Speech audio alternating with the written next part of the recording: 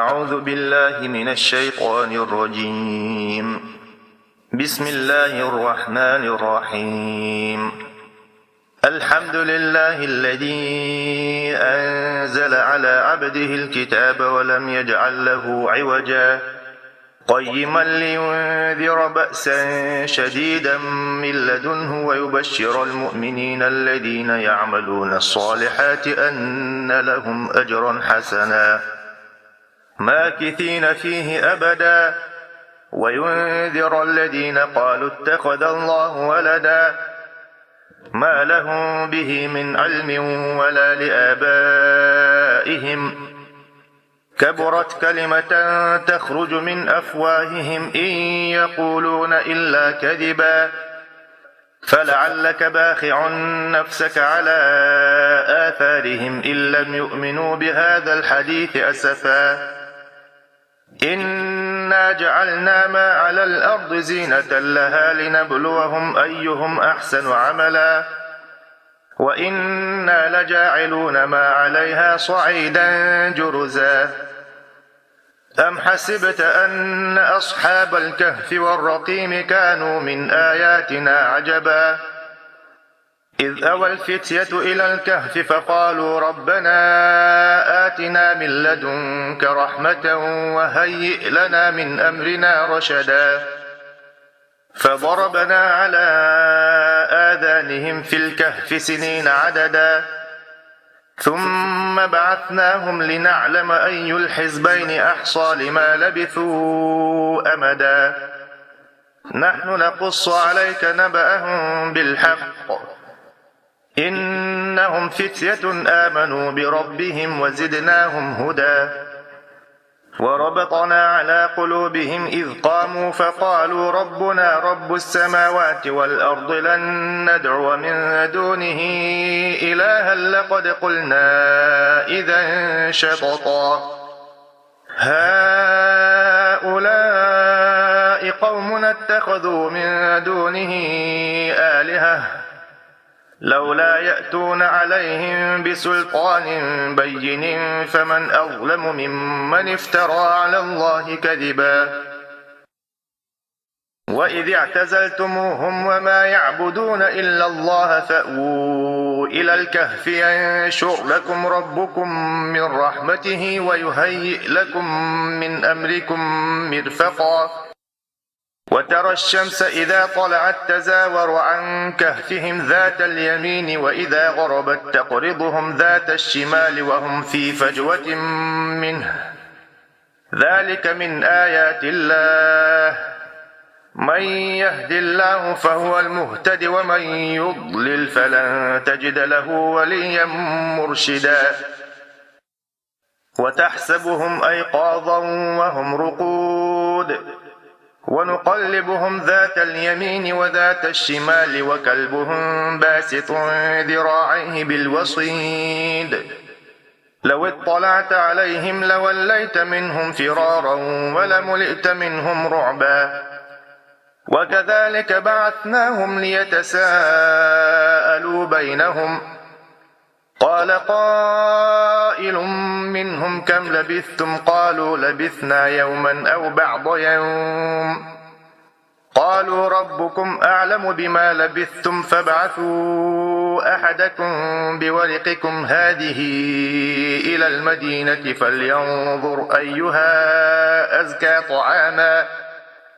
فلينظر أيها أزكى طعاما فليأتكم برزق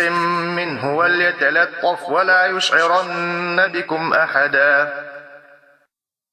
إنهم إن يظهروا عليكم يرجموكم أو يعيدوكم في ملتهم ولن تفلحوا إذا أبدا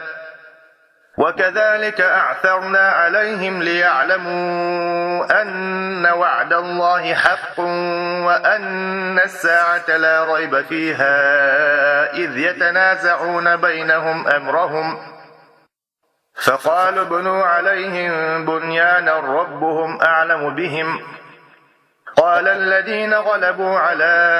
أمرهم لنتخذن عليهم مسجدا سيقولون 3 رابعهم كلبهم ويقولون 5 سادسهم كلبهم رجما بالغيب ويقولون 7 وثامنهم كلبهم قل ربي أعلم بعدتهم ما يعلمهم إلا قليل فلا تمار فيهم إلا مراء ظاهرا ولا تستفت فيهم منهم أحدا ولا تقولن لشيء إني فاعل ذلك غدا إلا أن يشاء الله واذكر ربك إذا نسيت وقل عسى أن يهديني ربي لأقرب من هذا رشدا ولبثوا في كهفهم 300 سنين وازدادوا 9 قل الله أعلم بما لبثوا له غيب السماوات والأرض أبصر به وأسمع ما لهم من دونه من ولي ولا يشرك في حكمه أحدا واتل ما أوحي إليك من كتاب ربك لا مبدل لكلماته ولن تجد من دونه ملتحدا واصبر نفسك مع الذين يدعون ربهم بالغداة والعشي يريدون وجهه ولا تعد عيناك عنهم تريد زينة الحياة الدنيا ولا تطع من أغفلنا قلبه عن ذكرنا واتبع هواه وكان أمره فرطا وقل الحق من ربكم فمن شاء فليؤمن ومن شاء فليكفر إنا أعتدنا للظالمين نارا أحاط بهم سرادقها وإن يستغيثوا يغاثوا بماء كالمهل يشوي الوجوه بئس الشراب وساءت مرتفقا إن الذين آمنوا وعملوا الصالحات إنا لا نضيع أجر من أحسن عملا أولئك لهم جنات عدن تجري من تحتهم الأنهار يحلون فيها من أساور من ذهب ويلبسون ثيابا خضرا من سندس واستبرق متكئين فيها على الأرائك نعم الثواب وحسنت مرتفقا واضرب لهم مثل الرجلين جعلنا لأحدهما جنتين من أعناب وحففناهما بنخل وجعلنا بينهما زرعا كلتا الجنتين آتت أكلها ولم تظلم منه شيئا وفجرنا خلالهما نهرا وكان له ثمر فقال لصاحبه وهو يحاوره أنا أكثر منك مالا وأعز نفرا ودخل جنته وهو ظالم لنفسه قال ما أظن أن تبيد هذه أبدا وما أظن الساعة قائمة ولئن رددت إلى ربي لأجدن خيرا منها منقلبا قال له صاحبه وهو يحاوره أكفرت بالذي خلقك من تراب ثم من نطفة ثم سواك رجلا لكن هو الله ربي ولا أشرك بربي أحدا ولولا إذ دخلت جنتك قلت ما شاء الله لا قوة إلا بالله إن ترني أنا أقل منك مالا وولدا فعسى ربي أن يؤتيني خيرا من جنتك ويرسل عليها حسبانا من السماء فتصبح صعيدا زلقا أو يصبح ماؤها غورا فلن تستطيع له طلبا وأحيط بثمره فأصبح يقلب كفيه على ما أنفق فيها وهي خاوية على عروشها ويقول يا ليتني لم أشرك بربي أحدا ولم تكن له فئة ينصرونه من دون الله وما كان منتصرا هنالك الولاية لله الحق هو خير ثوابا وخير عقبا واضرب لهم مثل الحياة الدنيا كماء إن أنزلناه من السماء فاختلط به نبات الأرض فأصبح هشيما تذروه الرياح وكان الله على كل شيء مقتدرا المال والبنون زينة الحياة الدنيا والباقيات الصالحات خير عند ربك ثوابا وخير أملا ويوم نسير الجبال وترى الأرض بارزة وحشرناهم فلم نغادر منهم أحدا وعرضوا على ربك صفا لقد جئتمونا كما خلقناكم أول مرة بل زعمتم أن لن نجعل لكم موعدا ووضع الكتاب فترى المجرمين مشفقين مما فيه ويقولون يا ويلتنا ما لهذا الكتاب لا يغادر صغيرة ولا كبيرة إلا أحصاها ووجدوا ما عملوا حاضرا ولا يظلم ربك أحدا وإذ قلنا للملائكة اسجدوا لآدم فسجدوا إلا إبليس كان من الجن ففسق عن أمر ربه أفتتخذونه وذريته أولياء من دوني وهم لكم عدو بئس للظالمين بدلا ما أشهدتهم خلق السماوات والأرض ولا خلق أنفسهم وما كنت متخذ المضلين عضدا ويوم يقول نادوا شركائي الذين زعمتم فدعوهم فلم يستجيبوا لهم وجعلنا بينهم موبقا ورأى المجرمون النار فظنوا أنهم واقعوها ولم يجدوا عنها مصرفا ولقد صرفنا في هذا القرآن للناس من كل مثل وكان الإنسان أكثر شيء جدلا وما منع الناس أن يؤمنوا إذ جاءهم الهدى ويستغفروا ربهم إلا أن تأتيهم سنة الأولين أو يأتيهم العذاب قبلا وما نرسل المرسلين إلا مبشرين ومنذرين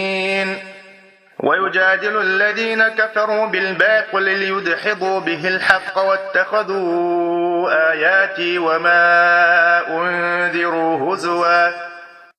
ومن أظلم ممن ذكر بآيات ربه فأعرض عنها ونسي ما قدمت يداه إنا جعلنا على قلوبهم أكنة أن يفقهوه وفي آذانهم وقرا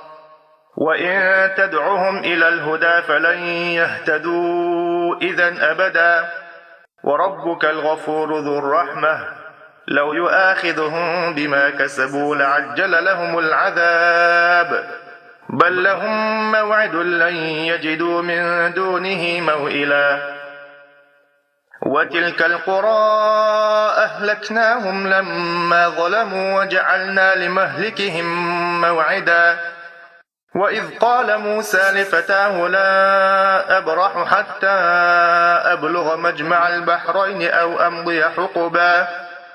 فلما بلغا مجمع بينهما نسيا حوتهما فاتخذ سبيله في البحر سربا فلما جاوزا قال لفتاه آتنا غداءنا لقد لقينا من سفرنا هذا نصبا قال أرأيت إذ أوينا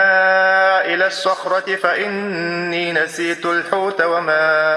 أنسانيه إلا الشيطان أن أذكره واتخذ سبيله في البحر عجبا قال ذلك ما كنا نبغ فارتدا على آثارهما قصصا فوجدا عبدا من عبادنا آتيناه رحمة من عندنا وعلمناه من لدنا علما قال له موسى هل أتبعك على أن تعلمني مما علمت رشدا قال إنك لن تستطيع معي صبرا وكيف تصبر على ما لم تحط به خبرا قال ستجدني إن شاء الله صابرا ولا أعصي لك أمرا قال فإن اتبعتني فلا تسألني عن شيء حتى أحدث لك منه ذكرا فانطلقا حتى إذا ركبا في السفينة خرقها قال أخرقتها لتغرق أهلها لقد جئت شيئا إمرا قال ألم أقل إنك لن تستطيع معي صبرا قال لا تؤاخذني بما نسيت ولا ترهقني من أمري عسرا فانطلقا حتى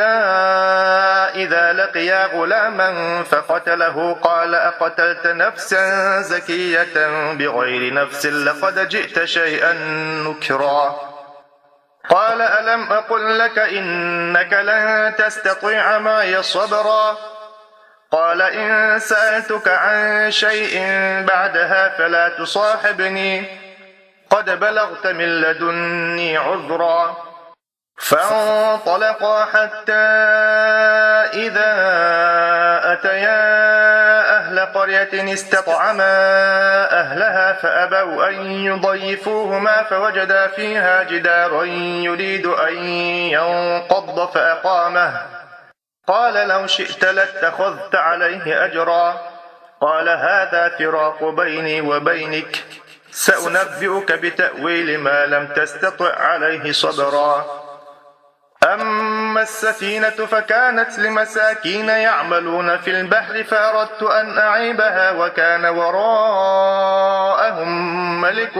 يأخذ كل سفينة غصبا وأما الغلام فكان أبواه مؤمنين فخشينا أن يرهقهما طغيانا وكفرا فأردنا أن يبدلهما ربهما خيرا منه زكاة وأقرب رحما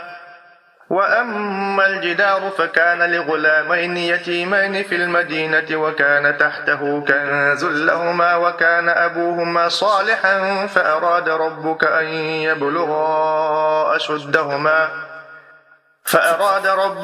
يبلغا أشدهما ويستخرجا كنزهما رحمة من ربك وما فعلته عن أمري ذلك تأويل ما لم تستطع عليه صبرا ويسألونك عن ذي القرنين قل سأتلو عليكم منه ذكرا إنا مكنا له في الأرض وآتيناه من كل شيء سببا فأتبع سببا حتى إذا بلغ مغرب الشمس وجدها تغرب في عين حمئة ووجد عندها قوما قلنا يا ذا القرنين إما أن تعذب وإما أن تتخذ فيهم حسنا قال أما من ظلم فسوف نعذبه ثم يرد إلى ربه فيعذبه عذابا نكرا وأما من آمن وعمل صالحا فله جزاء الحسنى وسنقول له من أمرنا يسرا ثم أتبع سببا حتى إذا بلغ مطلع الشمس وجدها تطلع على قوم لم نجعل لهم من دونها سترا كذلك وقد أحطنا بما لديه خبرا ثم أتبع سببا حتى إذا بلغ بين السدين وجد من دونهما قوما لا يكادون يفقهون قولا قالوا يا ذا القرنين إن يأجوج ومأجوج مفسدون في الأرض فهل نجعل لك خرجا على أن تجعل بيننا وبينهم سدا قال ما مكني فيه ربي خير فاعينوني بقوة أجعل بينكم وبينهم ردما آتوني زبر الحديد حتى إذا ساوى بين الصدفين قال انفخوا حتى إذا جعله نارا قال آتوني أفرغ عليه قطرا فما استطاعوا أن يظهروه وما استطاعوا له نقبا قال هذا رحمة من ربي فإذا جاء وعد ربي جعله دكاء وكان وعد ربي حقا وتركنا بعضهم يومئذ يموج في بعض ونفخ في الصور فجمعناهم جمعا وعرضنا جهنم يومئذ للكافرين عرضا الذين كانت أعينهم في غطاء عن ذكري وكانوا لا يستطيعون سمعا